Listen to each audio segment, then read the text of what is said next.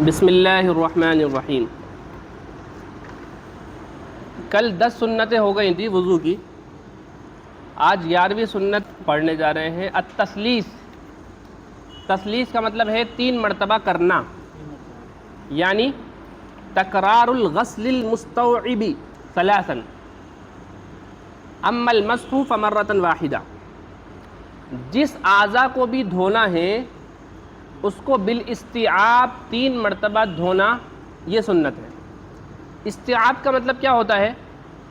بالاستیعاب کا مطلب ہوتا ہے پورا، جب ایک بار دھل جائے گا پورا تو یہ استیعاب کہلائے گا، کہیں سے بھی سوکھا نہ رہے۔ سمجھ میں آئی بات؟ پھر دوبارہ دھونا، پھر تیبارہ دھونا، کیا کہلائے گا؟ استیعاب۔ تو بالاستیعاب 3 مرتبہ دھونا، یہ کیا ہے؟ سنت۔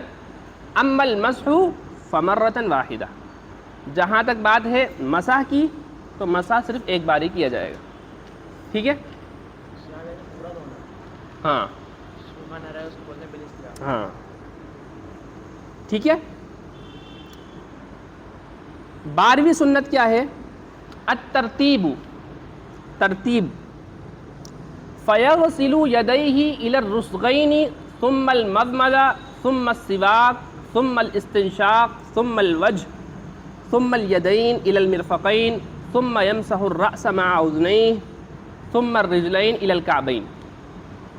ترتیب بھی سنت ہے، یعنی سب سے پہلے دونوں ہاتھوں کو گٹوں تک دھونا، پھر کلی کرنا، پھر مسواک کرنا، پھر ناک میں پانی ڈالنا، پھر چہرہ دھونا، پھر دونوں ہاتھوں کو کوہنیوں تک دھونا، پھر سر کا مسح کرنا اور سر کے ساتھ ساتھ کانوں کا بھی مسح کرنا، پھر دونوں پیروں کو گھٹنوں نہیں ٹخنوں تک۔ ہاں استنثار تو استنشاق کے ساتھ ہی ہے نا، وہ تو ٹھیک ہے نا۔ 13ویں سنت ہے التیامن۔ تیامن کا مطلب ہوتا ہے دائیں طرف سے کرنا۔ سب سے جیسے 2 اعضاء دھلیں گے تو اس میں پہلے دائیں والے کو دھونا۔ حضور پاک صلی اللہ علیہ وسلم کو ہر اچھے کام میں دائیں طرف سے کرنا یہ پسند تھا۔ حدیث میں ہے یعجبہ التیمن فی ترجلہ وتنعلہ وطہورہ وفی شأنہ کلہ۔ کنگھی کرنے میں، جوتے پہننے میں اور ہر اچھے کام میں حضور پاک صلی اللہ علیہ وسلم شروعات فرماتے تھے دائیں طرف سے۔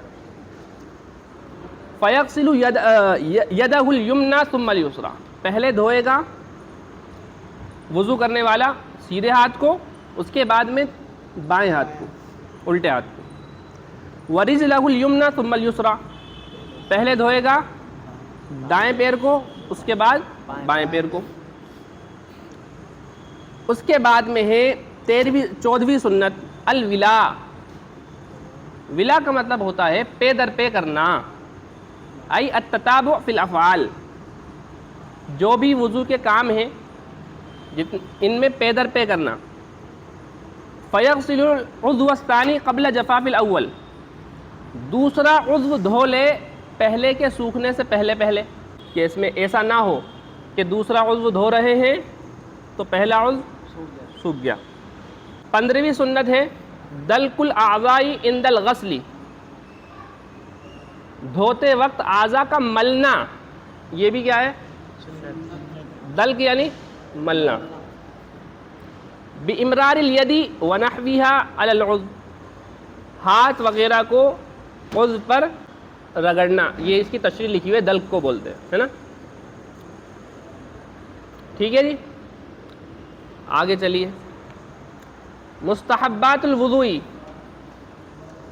وضو کے اندر جو کام پسندیدہ ہیں، مستحب ہیں، وہ کیا ہیں؟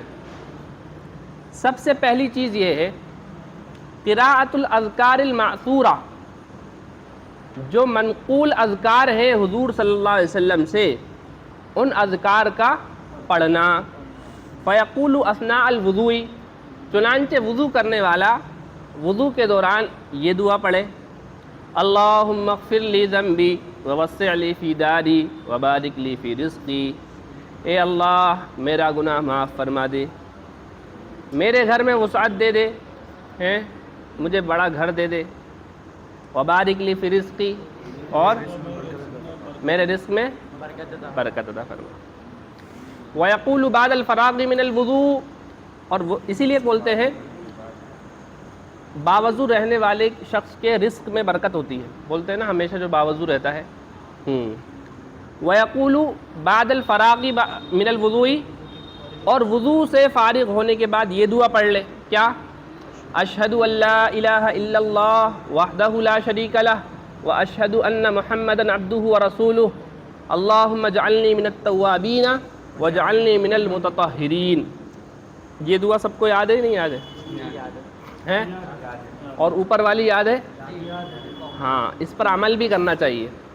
جب کسی چیز کو سیکھیں اور اس پر عمل کریں تو وہ چیز باقی بھی رہتی ہے نا۔ علم کو محفوظ رکھنے کا سب سے اچھا طریقہ یہ ہے کہ اس پر عمل شروع کر دیا جائے۔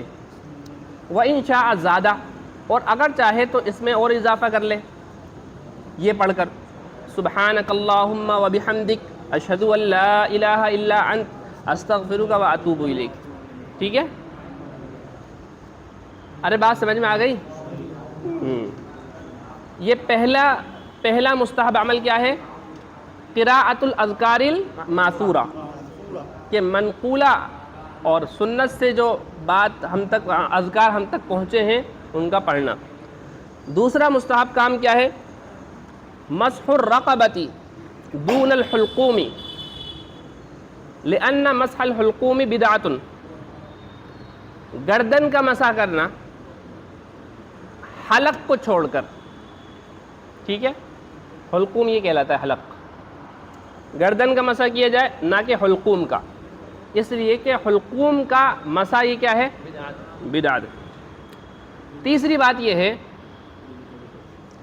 اللہ یستعین بغیرہ فی غسل اعضائہ الا لعذر، تیسرا مستحب کام یہ ہے کہ کسی اور سے مدد نہ لے اعضاء کو دھونے میں، کہ بھائی میرا چہرہ دھلا دینا، ہے نا جی؟ ارے بات سمجھ میں آئی ہے؟ میرا ہاتھ دھلا دینا۔ ایک تو یہ مدد ہو گئی کہ تمہارا چہرہ وہی دھلا رہا ہے، ایک مدد یہ ہوئی یا لوٹے سے پانی ڈالنا، اس طرح بھی مدد ہو گئی نا۔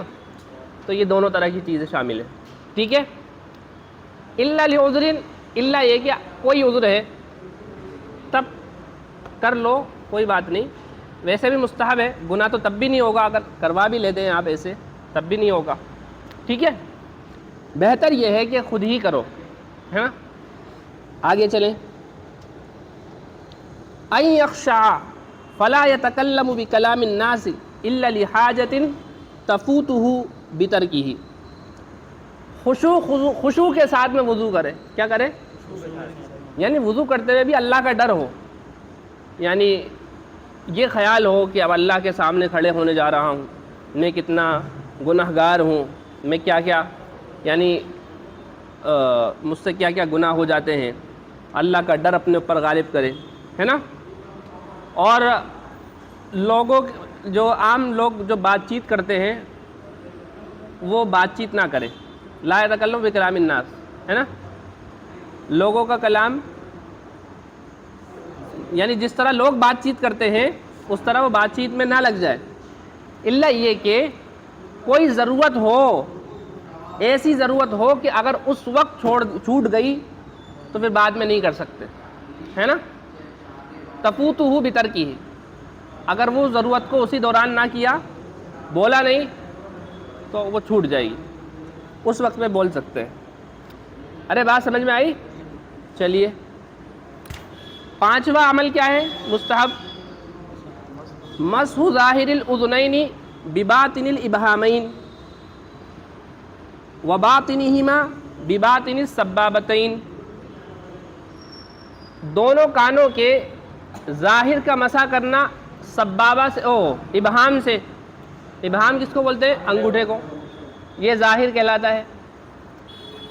دونوں کانوں کے ظاہر کا مسح کرنا دونوں ابہام سے، اور دونوں کانوں کے باطن کا مسح کرنا سبابتین سے، شہادت کی انگلی سے، ٹھیک ہے؟ بات سمجھ میں آ رہی ہے؟ ہیں؟ ارے انگوٹھا نہیں، سبابتین سے، ارے سبابتین کے باطن سے، مطلب یہ سمجھ میں آئی؟ یعنی یہاں پر باطن السبابتین بولا ہے، یعنی شہادت کی انگلی کے اندر والے حصے سے، یعنی یہ جو حصہ ہے یہ والا، اس سے، ٹھیک ہے؟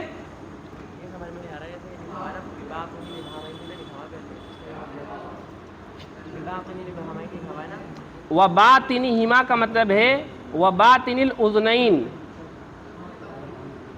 یعنی دونوں کانوں کے اندر کے حصے کا مسح کرے، کس سے؟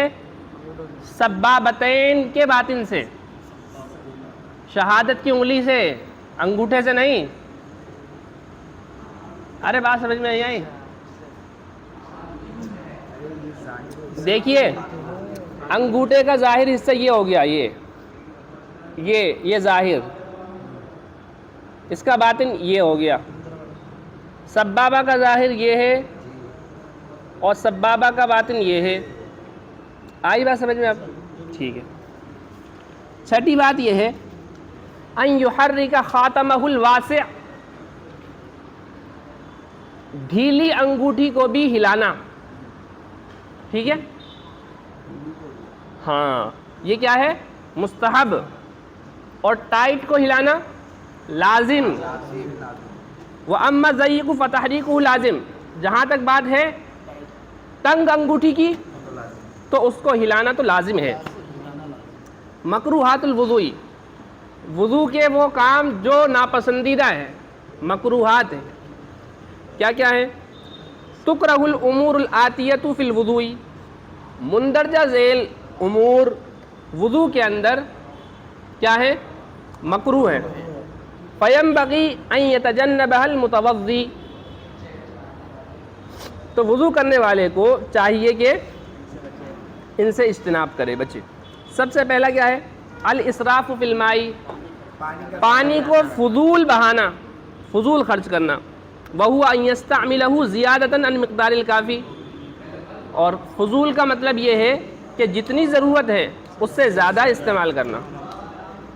دوسرا ہے الاقتار فی الماء، پانی کو کنجوسی سے استعمال کرنا۔ وہو ان یستعملہ اقل من المقدار الکافی، جتنے پانی کی ضرورت ہے اس سے کم استعمال کرنا، یہ کیا ہے؟ اقتار ہے نا، یہ اسراف کی ضد ہے نا۔ تو دونوں چیزیں کیا ہیں؟ مکروہ، اعتدال کا راستہ اپنا ہے۔ تیسرا مکروہ یہ ہے ان یضرب الوجہ بالماء او یضرب غیرہ من اعضاء الوضوء، چہرے پر تھپی مارنا، کیا بولتے ہیں؟ چھپی مارنا، چھپکی، ہاں، چہرے پر چھپکی مارنا کہ آس پاس دوسروں کو بھی آپ کا فیض پہنچ جائے، ہیں جی؟ ارے سمجھیں؟ ارے سمجھ میں آئی بات؟ ہاں یہ بھی مکروہ ہے، چہرے پر یا کسی بھی اعضاء پر اس طرح پانی مارنا کہ دوسرے کے اوپر چھینٹے جائیں۔ چوتھا مکروہ کام یہ ہے ان یزید الغسل علی الثلاث، کہ 3 بار سے زیادہ دھونا، یہ بھی کیا ہے؟ ارے یہ مکروہ کام ہے، 3 بار سے زیادہ دھونا۔ ایک بار کامل دھونا اسی وقت کہلائے گا جب ایک بار میں پورا دھو لیا، پورا حصہ گیلا ہو گیا، ٹھیک ہے؟ بات سمجھ میں آئی؟ ایک بار کب کہلائے گا؟ جب بالاستیعاب ایک بار دھو لیا۔ تو جب اس طرح جب 3 بار دھوئے گا تو ظاہر ہے کہ چوتھی بار کی ضرورت نہیں رہے گی، ٹھیک ہے؟ اس لیے اس کو مکروہ قرار دیا ہے۔ والمسح علی المرہ، اسی طرح مسح ایک سے زیادہ بار کرنا یہ بھی مکروہ ہے، بماء جدید، نئے پانی سے، ٹھیک ہے؟ یعنی ایک بار مسح کیا، سمجھ میں آئی بات؟ پھر دوبارہ مسح کر رہے ہیں، پانی لے تو کر لے، وہ تو ایک ہی بار کافی ہے، پھر دوبارہ کرنے کی ضرورت بھی کہاں ہے، ٹھیک ہے؟ الا اذا لم يستوعب المحل، الا یہ کہ اس نے جگہ کا استیعاب نہ کیا ہو. فاراد الاستیعاب، تو اس نے استیعاب کا ارادے سے چوتھی بار یہ کام کیا ہو، تب مکروہ نہیں ہوگا. وہی بات ہو گئی. ارے بات سمجھ میں آئی؟ مکروہ اس صورت میں ہے جب کہ استیعاب ہو گیا ہو، پہلی بار، دوسری بار، تیسری بار، پھر چوتھی بار مکروہ ہوگا. اگر استیعاب نہیں ہوا ہے تو 4 بار، 5 بار، 6 بار، جب تک استیعاب نہ ہو جائے تب تک. ٹھیک ہے. ہاں، ارے بات سمجھ میں آ گئی؟ آگے چلیں، ٹائم ہے ابھی، بس کریں یہیں پر ہی. ٹھیک ہے تو